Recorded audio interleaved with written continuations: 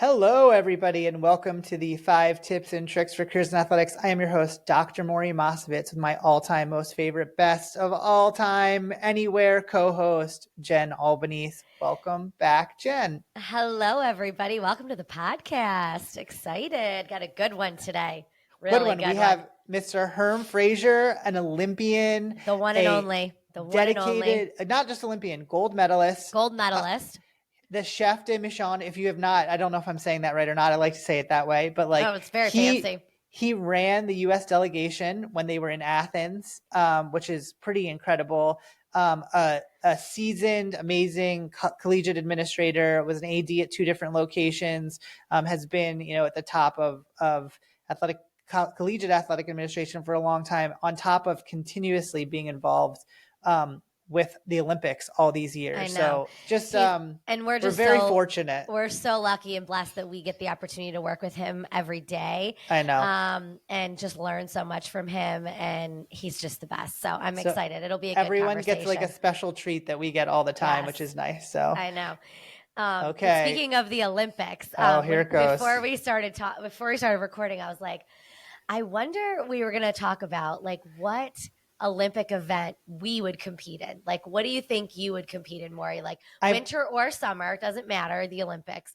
I mean, I told you that I thought I'd be the guy with the clipboard keeping track of everything. No. Like I didn't, that would be my position at the Olympics.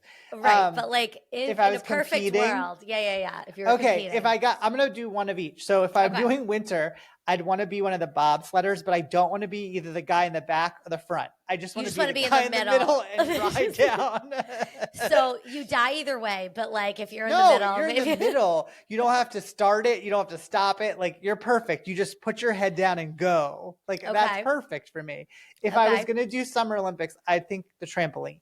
Like I want to see how high up I can go and do flips. I have no ability to do that. It just seems like something that would be the most interesting thing that I could do. All right. Those seem very interesting. I don't know if, again, you could accomplish any of those, but no. I mean, maybe the middle bobsled guy, if I could actually, but you have to run fast. Like actually Herm would probably be good as that Herm guy. Would be phenomenal. I don't know what I would do. Like things that I would like to do. Like obviously when I was a kid, like in the winter, I wanted to be a figure skater. So I took ice skating when I was a kid. But now looking back, oh my God, can you imagine like doing jumps on the ice like that? The most pressure, stressful, nervous. No, I don't know if I could do it. But I feel like in the winter, probably figure skating. And then in the summer, I mean, I feel like gymnastics is like the coolest one. But again, like super competitive. I mean, you have the height for it. You have the right stature. Yes, I could do it. I'm super short. Balance though, I'm not great at balancing. So that would, I guess I could be more like in the floor exercise. I feel like that'd be my area. Rhythmic gymnastics. Rhythmic gymnastics. Yeah. There you go. There's just so many like cool sports that are now being amazing into the Olympics and and the fact that Herm like oversaw that when the U.S. went to Athens, and then like he talked about how they lived on cruise ships, and like he said so many amazing stories the stories of what he's done. Like walking in the opening ceremonies, like how cool that is. And having security, meeting with like the FBI and the president, like all these different things. It's just pretty incredible to like hear what he's done. And then I think at the same time when him and Floyd were racing each other in a foot race on who thought they'd be faster. If people know Floyd Little, like one of the best all-time football players at Syracuse, he was an administrator with us with Herm, and they're unfortunately Floyd passed away, but best of friends, and they would just chew at each other all day long, and they decided they were going to have a foot race to see who was faster. And I think Herm won, right? I mean, he should. He won a gold medal in the track. But Floyd was pretty fast. I mean, he was a running back, or like a Hall of Famer, Hall of Fame running back. Hall of Famer. We got it. Yeah. Yes, that's too funny. I always think about them together, like in the arena, like running a foot race. So I know. Well, we gotta get with Herm, and we gotta be able to go to the Olympics at some point here in our lives. LA. I know. Herm's taking us to LA. We'll try and get him out there. So I know. Awesome. We'll get him on here and talk about it. And please get and follow us after these messages. Are you a loyal 5 Tips and Tricks podcast listener? If not, now is the time to start. Get all your info and fun content on the podcast by following us on all our social channels at @AthCareerPod. The 5 Tips and Tricks podcast is a part of Athletic Career Consulting. Make sure to reach out to us. The one-stop shop for everything is our website, www.athcareer.com. Remember, follow and like us on @AthCareerPod, rate and review us, and get all your info at www.athcareer.com. Okay, everybody, welcome back. Maury, would you like to introduce our guest? I'm really excited about this one. An Olympic gold medalist sprinter, a leader in U.S. Olympic movement, and a college athletic administrator. Today's guest has truly run the gamut as a pinnacle of sports. A native of Philadelphia and All-American in track at ASU, he was the leadoff runner for the 1976 Olympic gold medal winning 4x400 relay team. From 1980 through 2004, he served at various United States Olympic committees, including 2 terms as the U.S. Olympic Committee Vice President from 1996 to 2004. In 2004, he was named chef de mission for the U.S. delegation at the Athens Olympics, where he presided over the most successful U.S. Olympic team in history as the Americans won 103 medals. Along with his Olympic background, he's boasted more than 40 years of experience in athletic administration in college, including 8 years as athletic director and serving on numerous institutional and NCAA committees. He has received many awards for his work, including the NACDA Pioneer Award. I'm very happy to have a man I'm proud to call a friend and mentor, Herm Frazier, to the podcast. Welcome, Herm. Hi, Herm. Hey, what's going on, Jen and Maury? It's really nice to be with you guys today. Yes. Yeah. Well, Maury, you forgot to mention we also share a birthay, Herm and I. You do share a birthday with Herm. We're the same age, right, Herm? We're the same age. I think I'm a little bit younger. I think if somebody were to actually do an audit on our birthday. Well, I wouldn't want to share it with anyone else but you. Let me tell you. It's a pleasure, sir. The yearly Herm Jen birthday extravaganza that we have going on through the office. Absolutely. Thank you for doing this, Herm. We appreciate it. I also like how Herm has to fly all the way to California for us to record a podcast with him, because we can see him, but he's actually in California doing this, which I think is my favorite part of this.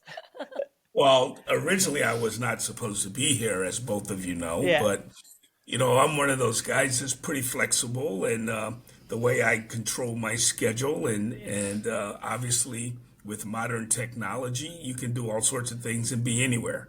And so not only am I with you guys this evening, but tomorrow I have to get up early. I have a Zoom with Delta Airlines to talk about the future of our football travel, followed by a 2 back-to-back Zooms with the Syracuse Stage Executive Committee and also their Finance Committee. So your favorite you don't things. have to always Your be favorite in Syracuse. things. I Your favorite was gonna say, things.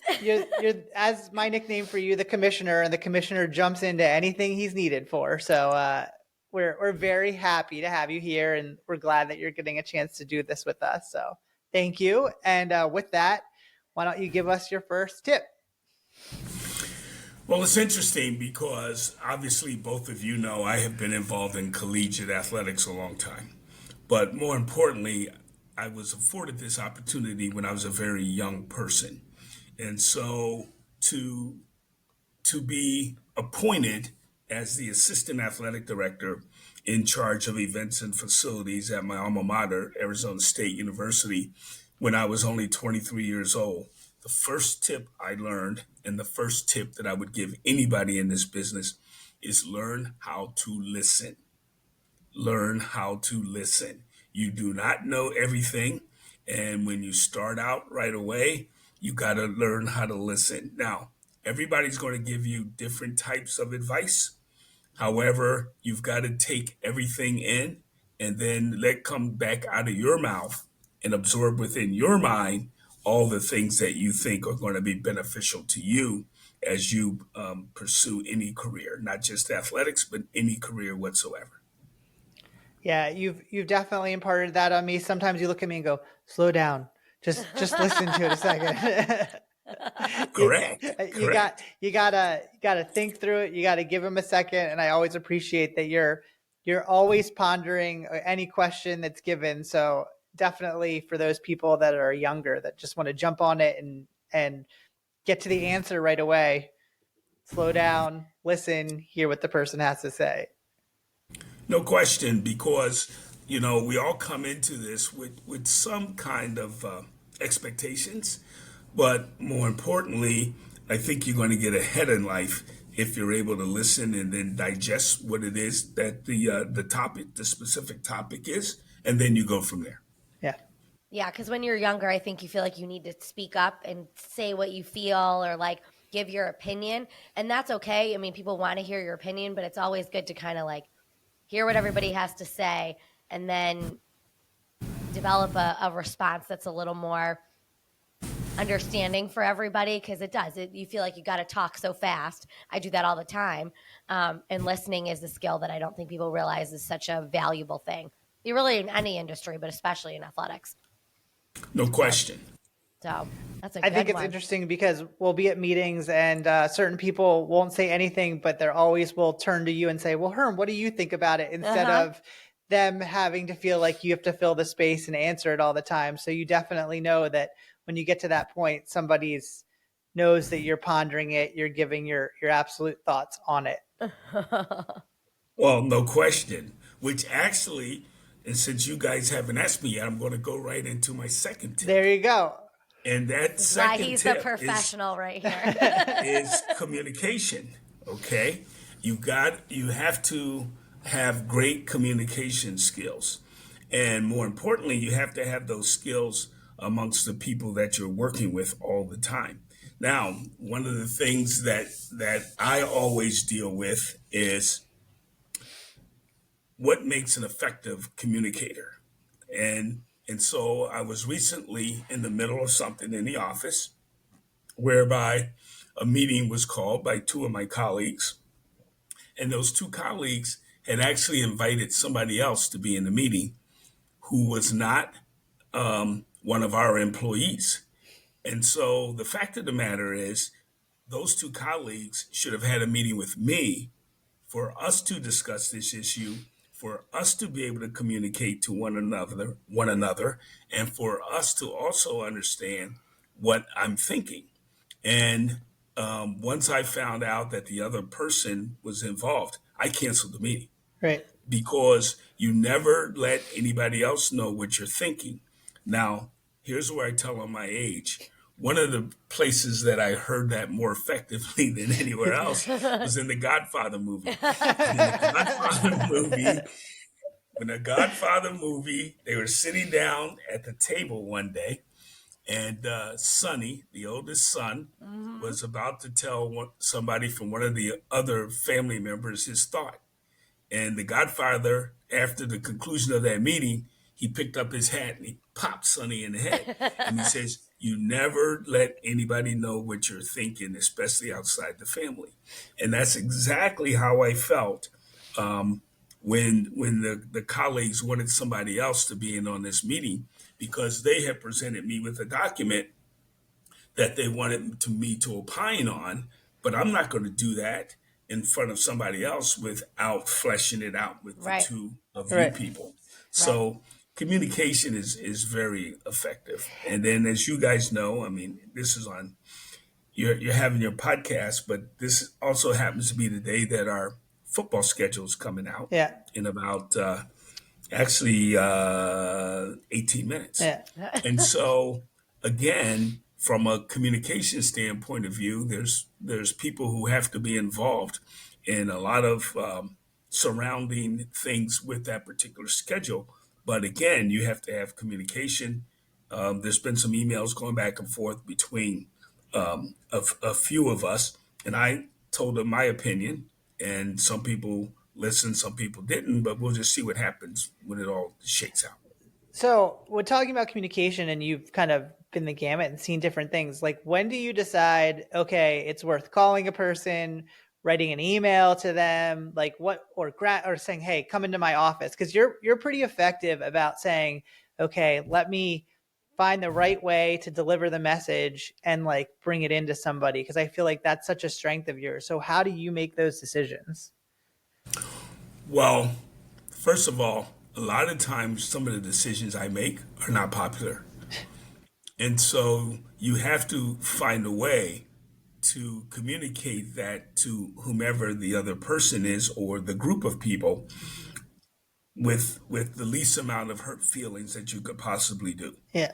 And I think you build up rapport with people so that they believe in you, so that when you do have to have that communication that is sometimes something they don't want to hear, that they at least know you thought about it and you're not being a jerk about it. Right.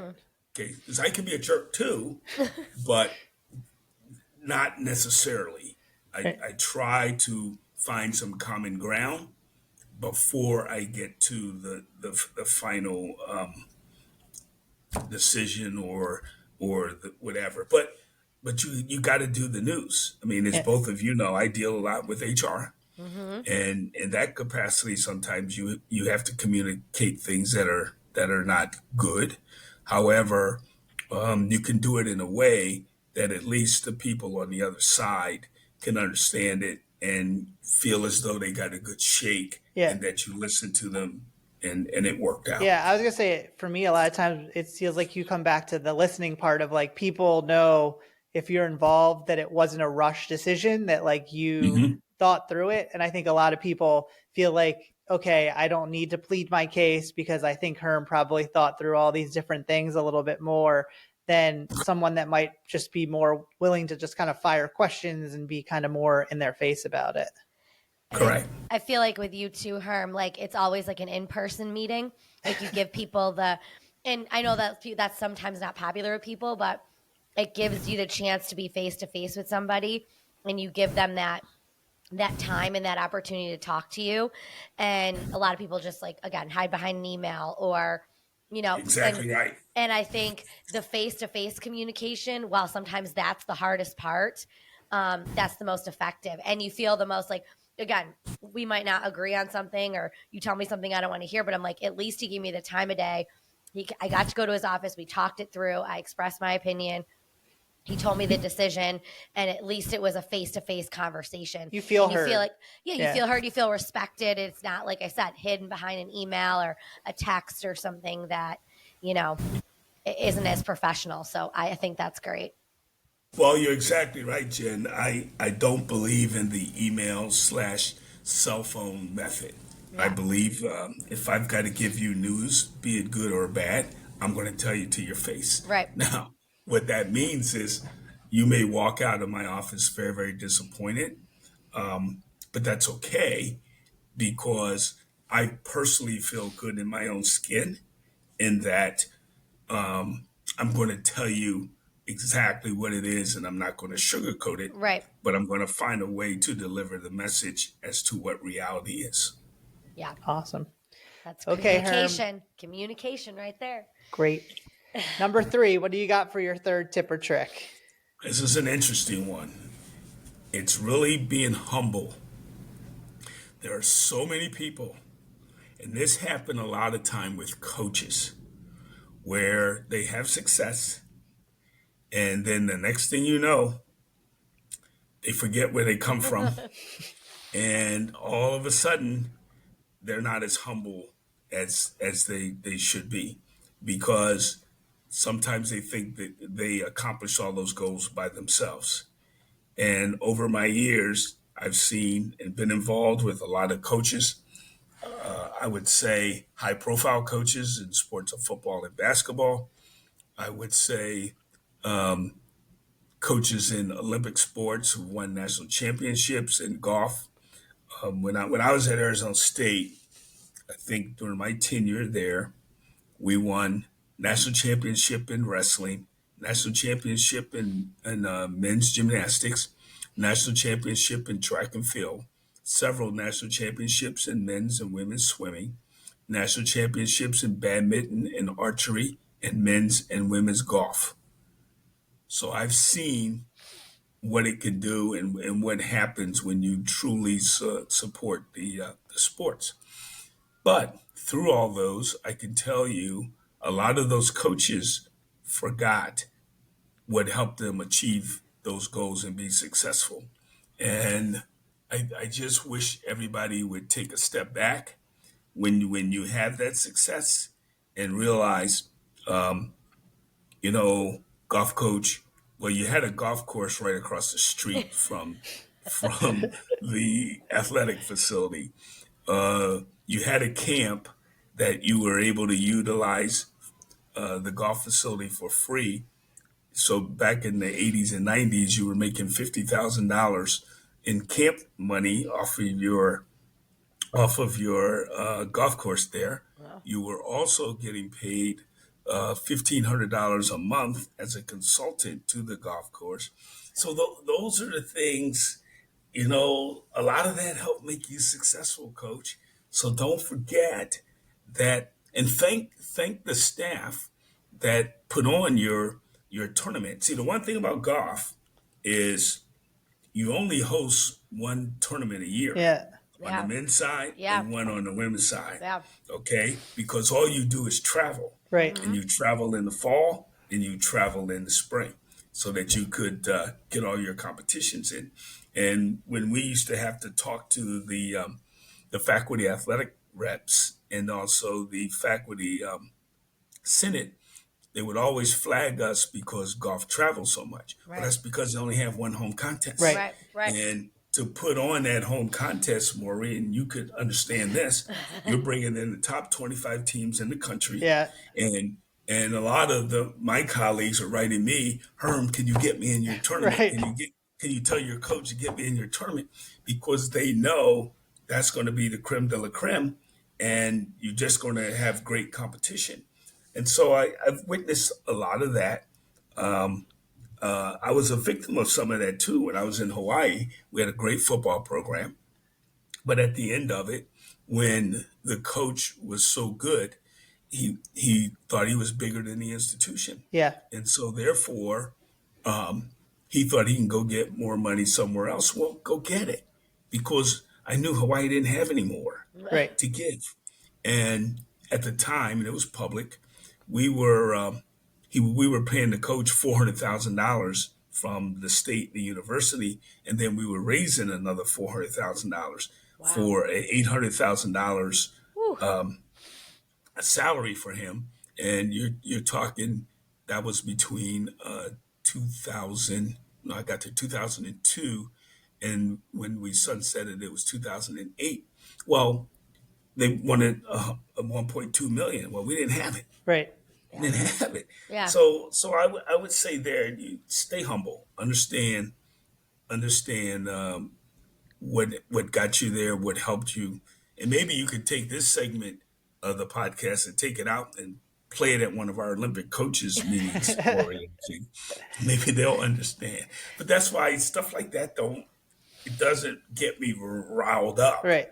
because I've seen so much, and I'm probably towards the end of my career. And so the older you get, you just kind of laugh at some of it because you've seen it all. I kind of laugh sometimes because I feel like also there's people who are gotten big jobs as administrators for the first time, and they feel like they have to test out like what their authority is, or to prove that they kind of have this place. And it's kind of that same thing as sometimes what happens with coaches that have been really successful, is like they're going to push the limit of what they can do with it, and it never seems to work out in their favor. I feel like now I've been around long enough, but I've always looked at certain people. You are one of them. There's some other ones that are out there that they don't need to pretend like they're administrators or that they're good coaches. They just need to be themselves. And that's exactly that's what proves what they are. And so the ones that are just who they are and are genuine and are out there doing their jobs, there's a respect that's so different, and also just a way of operating that's just so more, at ease and so much more natural.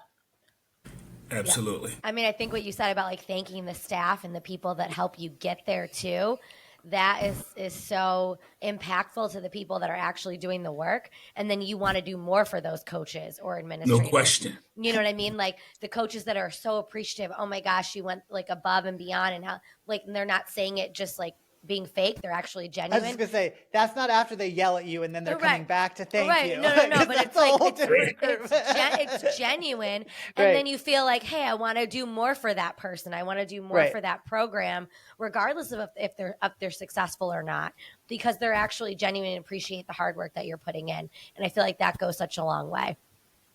Yep, you're exactly right. Yeah, building that team within a team, wanting to get the rest of the department and everybody else around you because you've built a relationship with them that you can believe in your vision and what you're doing because you see who that person is. So, no, it's awesome.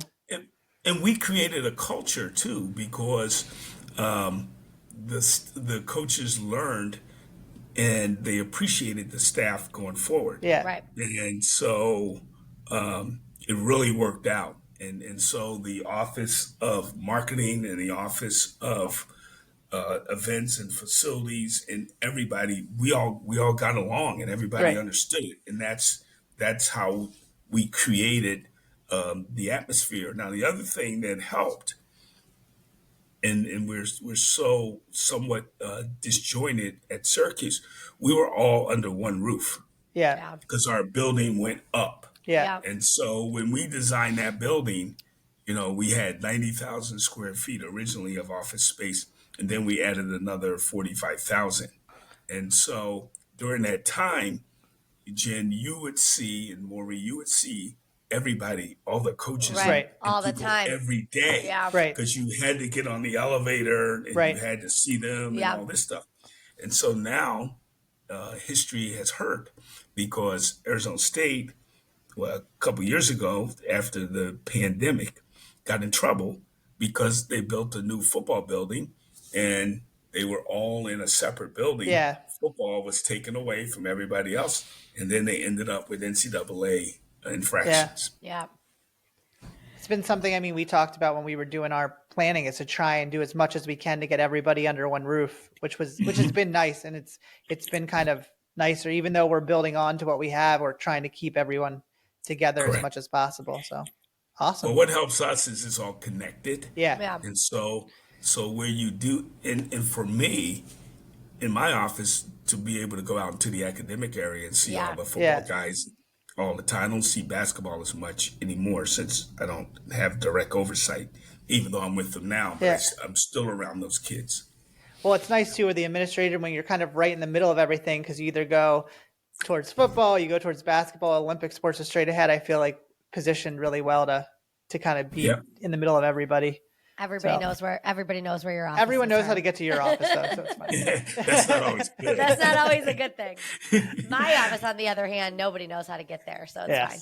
Under the That's stairs. going to change. That's going to change. Coming soon. Be careful. Careful what you wish for. Okay, number 4. Number 4, and you're going to love this one. And number 4, we kind of talked about it a little bit. And it's giving back to the profession and giving back to young people who want to be involved in the profession. It kind of goes back to what you guys just said, how everybody knows where my office is.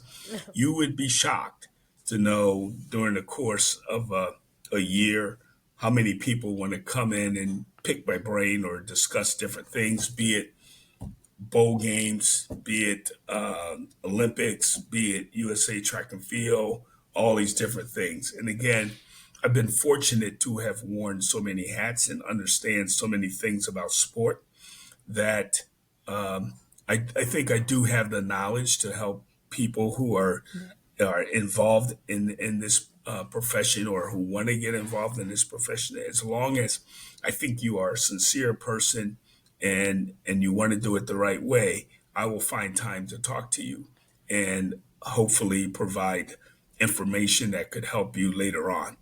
But the one thing I will not do, though, is I won't sit down and deal with BS. I mean, if somebody's not serious, right, and if you're not committed, and if you don't want to do the work, then don't waste my time. Right. Be engaged, be ready to go, because it's a worthwhile experience. as one of the people that have come in and asked many questions before, it's a worthwhile take advantage of all of it. Yeah. Correct. And, and again, I attribute that to my parents and the way they brought me up.